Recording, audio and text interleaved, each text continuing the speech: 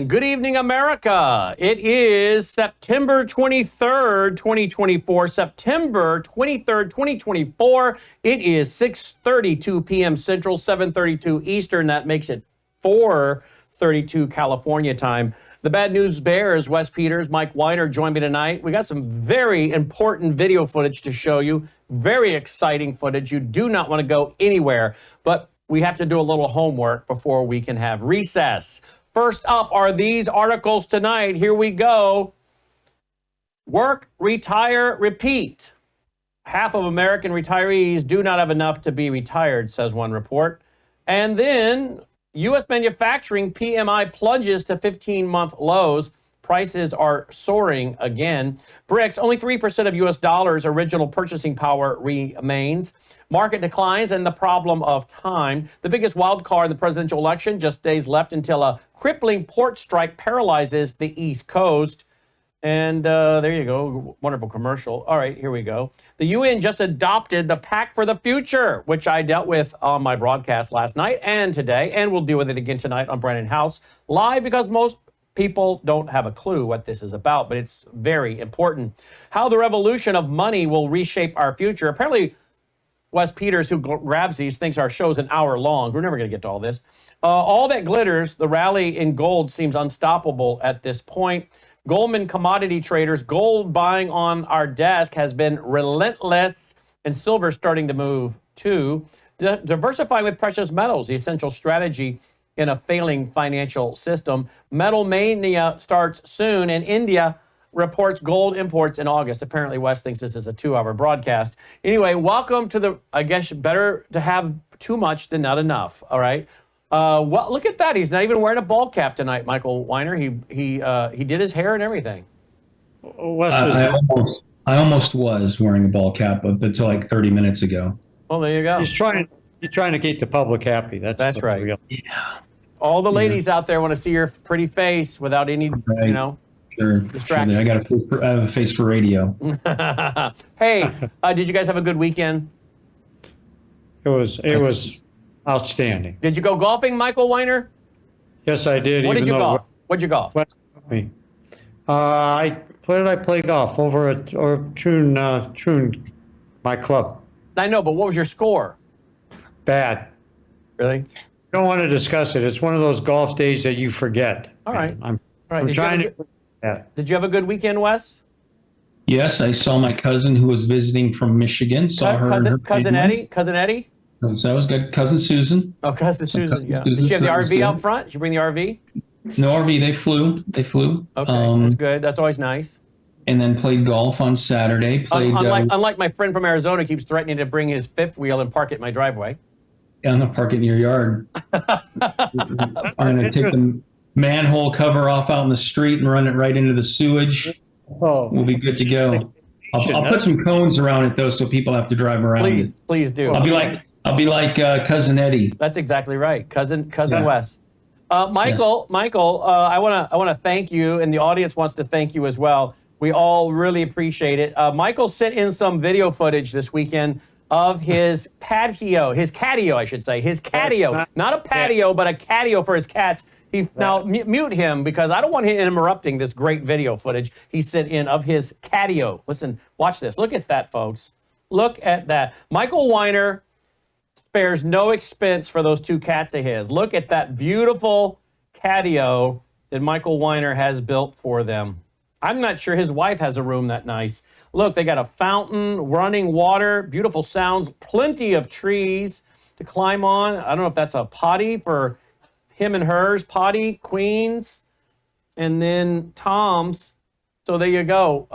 And Michael's talking, but he's got it muted because otherwise he'd be ruining my. Look at that. They even got a tree. So if they want to climb a tree in the patio, I don't know what that up there is, that round thing. It looks like a barrel. Oh, they can climb up there and look out like they're playing Star Wars in the Death Finder. Oh, there's a cat inside. That cat didn't get invited. I'm sure that catio is loaded up with catnip, but man alive. Michael Weiner, this guy should get Cat Owner of the Year. Great job, Michael. That is not mine, but it's a lovely catio for somebody. No, That's true. no, folks, don't let him fool you. You've seen it. That's his catio, isn't it, Wes? I will show you mine. Absolutely. When it's the right time, you will see it'll be very fashionable. My cats will be playing with their little gold coins, and I'll have a lot of fun out there. All right, so let's ask this question, trivia question, real quick. Have a little fun, then we got to get back to work, and then we'll have another video to the end. Wes, what do you think a 1979 Pontiac Grand Prix would cost you in 1979? 1979 Pontiac Grand Prix. Let's talk about inflation, people. Alex, I will go with $3,500. $3,500. What do you say, Michael Weiner? $49.50. $49.50. Remember this: $3,500 and $49.50. Let's see what a 1979 Pontiac Grand Prix cost. Give me some audio there, Mr. Logan. You are giving me audio? You got to be kidding me. Where's my audio? Queen for a day? I mean, Oh, pull that down. Let me refresh and see if I can get some audio, because they tell you what the price is. I want you to be able to price hear is it. right. Why do Come I on, have no Bob audio, Barker. Logan? We had audio. We don't have any Where's audio? What is wrong with this? No, I've got to see this. I got to see how close I am. Was that a V6 or a V8 in that? I don't know. You'll have to look. Why don't you look it up? Look it up. And let me. I'm not going to ask the trivia question. Okay, here we go. Let me start it over. I can run it off my phone.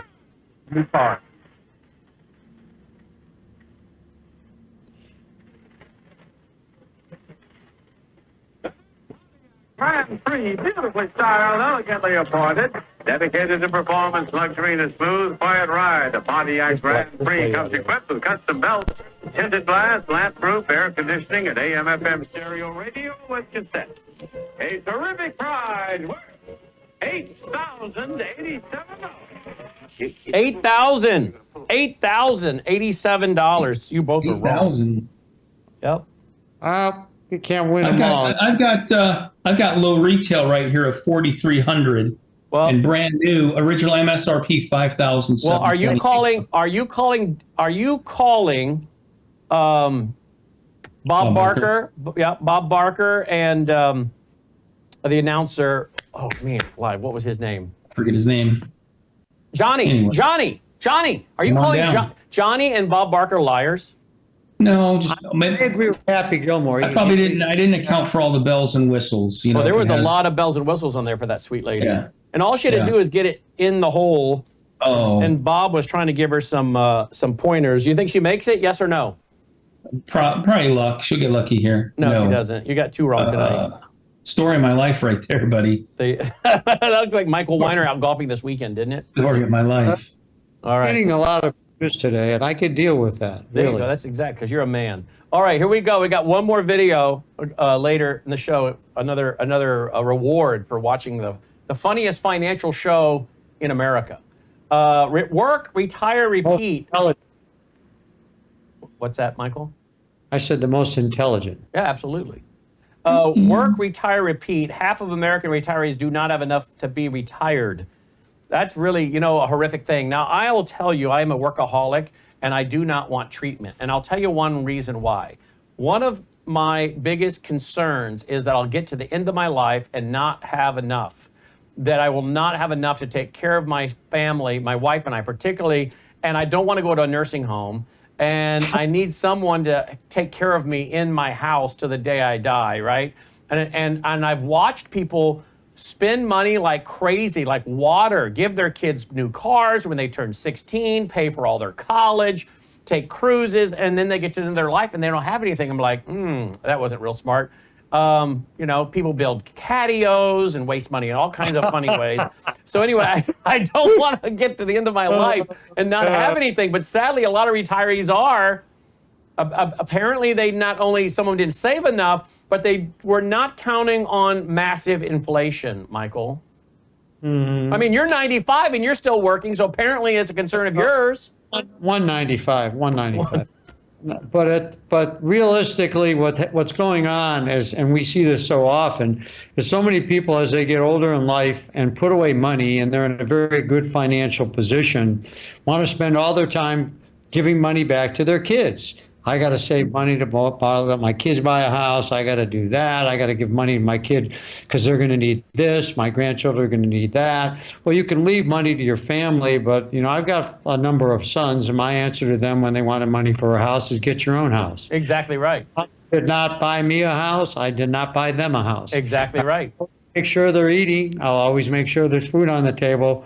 But at the end of the day, you teach responsibility, you get responsibility. That's exactly right. And, they're all in the will, and what I don't use up, they can have when I'm dead. But I have to make sure that I have enough for Mom and I. But the biggest problem that they're having is, seriously, they are spending a lot of money handing it out. And my first comment to people, as well as Wes's comment, is make sure you're taking, somebody will say, well, I'm 74 years old and I don't have that much time left. My answer to them, my uncle's 92 and got a girlfriend. I mean, what are you going to do? Look at me, I'm 198. You just never know what's going to happen and how long you're going to live. You're going to hope for the best. And you got to make sure that what you put away takes care of yourself, because you don't want to find yourself in a bad position. Your uncle is 90, how old? 92, he has a girlfriend. Really? And what is They're in Corona Del Mar right now this weekend. Say that again? Yeah, they're in Corona Del Mar last weekend on a romantic rendezvous. Really? So, At 92. All right. oh, yeah. Applesauce all around. Wes? Yeah, I don't know if I can follow that. But I don't have any relatives that are 92. Well, in that CBS report, that CBS analyst, that there are 11 million Americans age 65 or older that are still working. So, and like Michael said, I have friends personally. I have friends that. No, you don't. But keep going. I do have a couple other friends that. They're getting up there. They're getting up there in age, and both of their kids have very successful jobs. They do very well, better than their parents. Yet somehow, whenever they go on vacation, the parents are footing the bill for everything still, and it just drives me crazy. I don't say anything because I don't want to get involved, but I'm like, why are your kids not taking you on a vacation, or they come to your house? Why don't they run to Costco and buy the groceries? And but they gladly let their parents pay for everything, and they're not hurting for money. But and the parents, they have had good careers and made decent money, but their kids, like I said, do much better than they do. But it's just it's I don't know. Weird thing. I wouldn't Well, do that. just be frugal, folks. You do not want to run out of money before you don't want to run out of money. You want to run out of life before you run out of money, right? Yes. And for you, Brandon, I know a guy. We need to get you a long-term care policy. Yes. I know a guy. I do need a long-term. You got one of those, right, Michael? Nursing homes over in your area, too, that Melissa's going to throw you in. You'll be all right. No. Michael's is converted over to a short-term I'm policy. sorry, it's written into the family trust. If I end up with a nursing home, everything goes to PETA. Did you hear me, Brandon, what I said about Michael? What? His policy is converted over to a short-term policy. I'm just kidding, Michael. Very high premium. Very high premium, though. This isn't pick on Mike tonight, but Yes, I it can is. I You can take deal it. with You're a rejection. man. You're a man. I can handle it. U.S. manufacturing PM. I don't even know what that means. PMI. Back is rough. Plunges. What's the PMI stand for? It's a formula that they use to measure the health of the manufacturing sector. That's Philip Morris. What's it stand for? Do you want to know PMI? Philip Morris. That's what it stands for? PMI Yeah, stands it's for the old that? Philip Morris Industries. That's the old cigarette people. When you used to smoke cigarettes, Brandon. Yeah, right. I don't even take an Advil. PMI plunges to 15-month low. Prices are soaring again. What does this mean, Michael? This means that although the government thinks inflation does not exist, that's legitimately, take the ads out for the other people. It does. And I know that it's really interesting that Kamala Harris, I keep hearing that stupid statement about price gouging and price controls. That has never worked anywhere. If companies were making that much money, we would know it. And they're not. Profitability is in the big tech firms, et cetera, but the mom and pop grocery stores operate on such small margins. It's absurd what they come up with, this price gouging situation. And if this woman, God forbid, gets elected, there's a lot to talk about. But one of them regarding pricing is you haven't seen anything.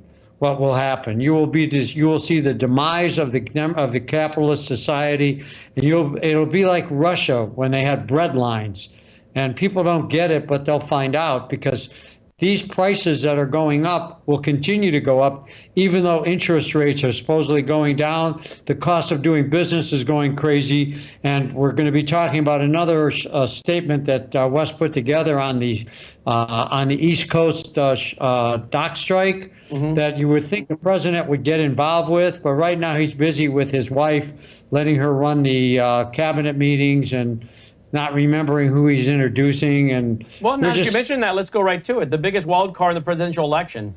Just days left until a crippling port strike paralyzes the East Coast. What does that mean for everybody, Wes? Well, it says a port strike could shut down all East Coast and Gulf ports, disrupting 60% of U.S. shipping traffic. This strike would be the first since 1977 and could affect up to 45,000 workers. U.S. economy could lose $240 billion in goods and movement annually, with the strike costing billions in daily economic impact. Like Mike said, the White House should get involved and try and mediate some type of deal between the union and the workers. The global supply chains would be affected, leading to increased shipping costs, especially for goods imported from Asia, further complicating trade and retail.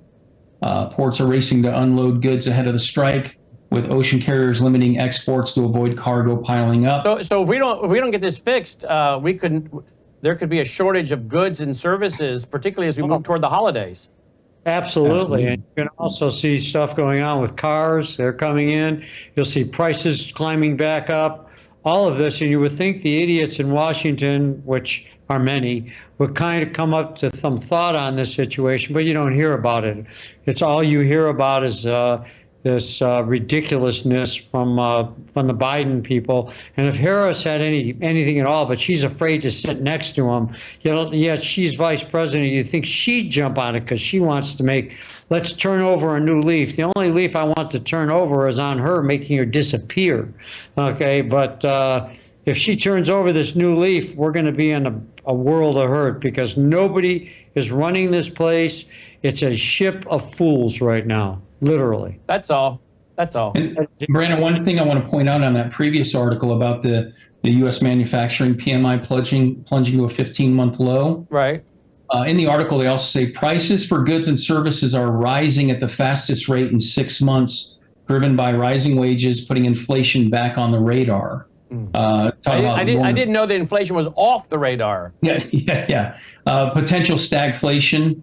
The combination of the declining manufacturing and rising prices signals a risk of stagflation, where economic growth slows while inflation persists. Let's go to this one. Only 3% of the U.S. dollar's original purchasing power remains.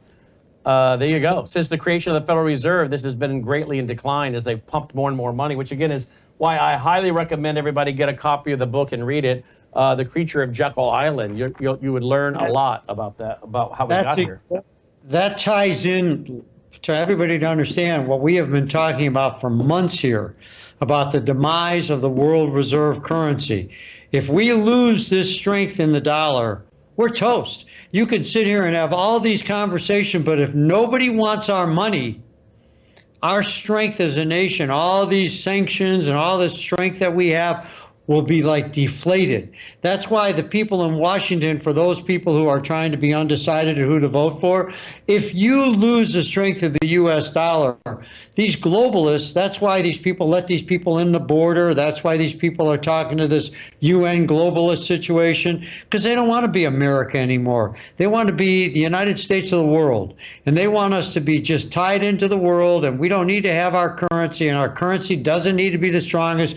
We don't need the strongest military. We just need to get along with everybody and drink the Kool-Aid and sing Kumbaya. And reality is, all of the people out there that are hiding underneath a tree right now and not facing the reality of what's going on with the demise of the U.S. dollar, you can listen to all this other garbage and your famous financial planners, and good luck.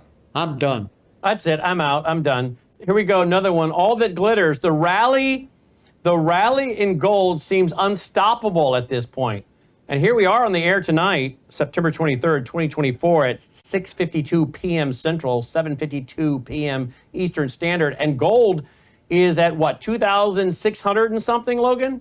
625. 2,626 and 34 cents, according to our clicker.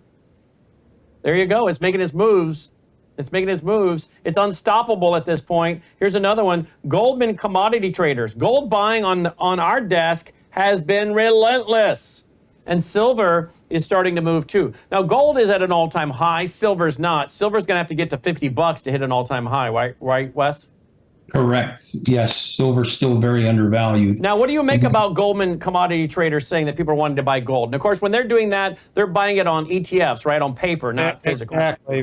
For the people who are dealing with this, those are people that are betting on the price. They gain nothing. They're not getting a hedge. They're not doing anything to secure their assets. They're just betting on the price. And their assumption is it does something good. If the markets collapse, so will your ETFs. It doesn't matter if you have gold ETFs. You want to hold, owning gold is something where possession is 9/10 of the law. You want to own it. You don't want a picture of it. You don't want to bet on the price. If you do want to bet on the price, go ahead and buy an ETF. That's great. But if you're going to own gold, own it physically, because that's the best way to obtain asset preservation, not betting on the price. And that's what Goldman's doing with people. And if you're doing that with your financial advisor, you're not gaining anything. You're not getting any asset preservation. You're just making another wild card bet. I'm done. And your thoughts, Wes? Well, the surge is fueled by the Federal Reserve's unexpected, what they are calling a supersized rate cut, inflation concerns, and global economic uncertainty. Despite rising bond yields, which typically weaken gold, the precious metals rally seems unstoppable. Meanwhile, geopolitical tensions, inflation, and central bank actions, such as OPEC's production cuts, have contributed to rising commodity prices, including oil. The article suggests that the gold market's strength is driven by its perceived safety amidst global economic challenges and political interference in monetary policy. So again, everything is lining up perfectly for gold and silver to continue its rally, and you have not missed the boat, and there's still time to get protected. Great. Do you have audio for me yet, Logan, on that? Well, don't show the screen because it's a surprise. We got audio? What? Yeah, I heard it, so we do. Perfect. All right. How'd you fix that? Huh, interesting.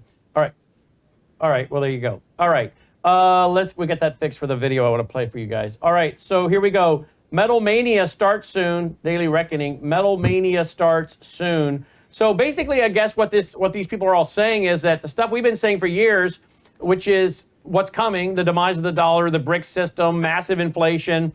So go ahead and buy gold and silver low. Oh, well, that's a novel idea. Buy low, sell high. But now people are all going to wait until it's at $3,000 an ounce and jump on board. You watch. Your phones will be ringing and you'll be doing this like back in the 1980s. Remember that, Michael? Remember back in the 1980s? You mean 1880 or 1980? No, 1980. Yeah, I remember that. When Wes and I were still in short pants and you were sitting there in New York answering the call. I was in the 8th grade. I was in 8th grade. Yeah. That's right. Yeah. Well, I was sitting there dealing with what was going on, and people were nuts. I went on NBC at a time. They interviewed my company, and I said that the whole world's got a cold and gold is Kleenex. It was insane. People were lined up at our offices to buy gold. And that's going to happen again, isn't it? Exactly, but this is buying physically. For all of you people here right now, my comment to you is very simple. Don't worry about buying gold and what you're paying for it right now. Worry for the government to stop the music, stop your ability to move your money. That's the first thing that will happen. They're not going to take your money. They're going to control your ability to move your money. Right now, you can. Period. I'm done. I'm done. All right. Any closing comment for you, Wes, before we play a video? No, not really. Just requesting information. Knowledge is power. Do some homework. Let's talk. And if it makes sense, we can do a great job of helping you. All right. Bring up the audio. Back in 1958, this is Mike Weiner's house back in 1958. And he and his wife had a Tupperware party. I want you guys to hear about this Tupperware party. Here we go. Oh, God. Got some audio with that, Logan? Now I have no audio with it. Bottom right. There we go. Okay, here we go. The Tupperware party, and it's really fun. The girls get together and meet their old friends and make some new ones. Then there's a demonstration by one of the Tupperware dealers who lives in your community. Watch her show the way to use Tupperware's patented seal. See? You put the seal on tight, then press down the center and lift the seal a bit at one side. Wow. Hear that? Look at That's that. Tupperware's airtight promise to lock in flavor and lock out air. So salads keep their, and gelatin desserts keep their. Whoa. Since Tupperware can't spill. Oh, a wait a leaf- minute. Wait a minute. My mom had one of those, and I used to drink sweet tea out of that. Just swig it right out of that. You know, terrible manners out of the refrigerator. Sweet tea, but there you go. Airtight to keep your lettuce in. Michael, Gelatin was big back then, wasn't it? I love gelatin. Don't Thank snack you. gelatin. Hey, Thank you. This is how Michael keeps his weed really fresh. Yeah. I sent you a video of the golf game, Brandon. If we have 2 Okay, hang minutes. on. I gotta You can finish store my. it any Gotta which finish way this. in your All right, finish this Michael had been relegated to the kitchen, but he was watching that lady from down the street do the deep presentation from the kitchen. People Or don't like refrigerator. Plan to have or attend the Tupperware party soon. Just look in the yellow pages under housewares or plastic. Wait a minute. Look in the yellow pages. Logan, you know what the yellow pages are? Yeah. Logan has no idea what the yellow pages are. Oh, God. The telephone book. There's Tupperware distributor. Or write Tupperware. That's it. That's all you needed, right? Tupperware, Orlando, Florida. I mean, it's like writing Billy Graham, Minneapolis, Minnesota. That's all the address you need. Man. Those were the good old days. Those were. Now, did you say you sent me something real quick, Wes? Yeah, you just got to read the caption and play it. It's really short. I don't know if it came through, Wes. Golfers will Oh, understand. play it, Logan. Play it, Logan. Okay, here we go. Here we go. I got to bring Oh, it my up. golf No, it wants team. me to log in. There we go. Go. Where's the audio, Logan? Oh, I that's can't. Oh, there it is. says There it is. how- Here we go. Here we go. How many birdies have you turned into a 3-foot putt bogeys? Quite a few times. Quite a few times. 50 times? More. 100 times? More. 200 times? More. 500 times? Probably. Quite a few I think times. that's Yeah, hilarious. that was Michael's weekend. Get your free packet of information, no obligation packet, 602-558-8585. That's the Bad News Bears. Take care.